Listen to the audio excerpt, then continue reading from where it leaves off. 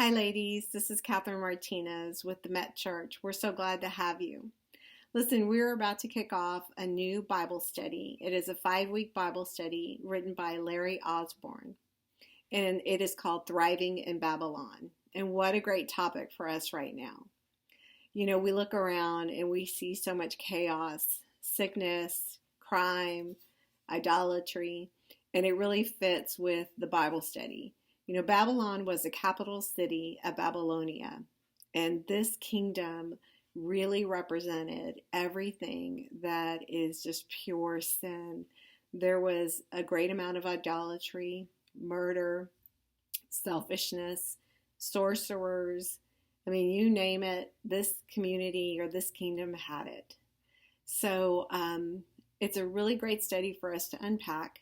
You know, Daniel was smack dab in the middle of all of this, but he didn't want to be there. He didn't ask to be there. He was taken there. And so I think that that's how a lot of us feel right now is, why is this happening? I don't want to be here during this time, or I don't want to be facing all of this.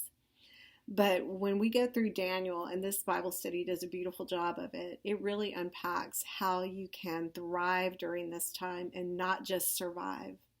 You know, Daniel really digs deep and he prays for wisdom.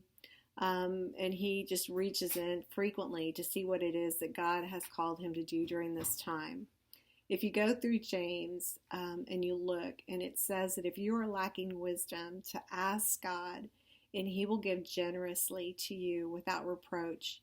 And so that's exactly what Daniel did, right? As he went to scripture, he went to what did God say to do whenever he was faced with a situation. And it just shows how God gave him strength, favor, and the knowledge that he needed to go through this. So we are sure hoping that you will join us for this study.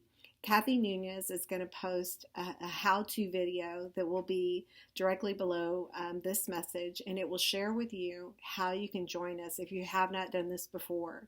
We get you connected with Right Now Media if you don't have that, and it will allow you to not just watch the videos, but also the homework, and download the homework and do that at your leisure. So we're going to start next Wednesday at 10 o'clock, and we'll be doing week 1. And again, we hope to see you. Have a great day. The world is in complete turmoil. We're dealing with a lot of stuff, racism, poverty-stricken areas. Broken families. Sex trafficking. It's so violent now. Perversion. It takes everything out of God's divine order. I became very depressed, and I was going to take my life. And I said, God, I give you one more chance. And I said, God, please show me that you care. He went to back up a fellow officer, and a group of gang members fired upon them, and Dan was hit, and he died there. I didn't understand, what about all those verses where it says, he will lift you up? So I was yelling out to God. As an educator, my heart is for my students. There are rules or even constraints on what I'm able to share. It's difficult to weigh the balance of what's appropriate. I kind of made fun of Christians. I thought they were shallow. I thought religion was a crutch that people used to get through life. Life is pretty fragile. That in itself made me want to live more for Christ, because I don't know how much I've got. I don't want to waste a day. I got to a place in my faith that I had to be obedient to the Lord, and I was taking a huge risk of people condemning me in my business. These are incredibly confusing times. It's as if we went to sleep and woke up in a completely different world. It leaves us, many of us, feeling confused, disoriented. We don't quite know how to respond to this place we find ourselves in.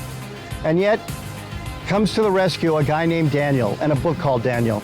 It was written to give instructions to adults who are living in a Babylon-like culture, so we would know how to have an impact and how to have an influence. What was his secret? God is always in control of who's in control.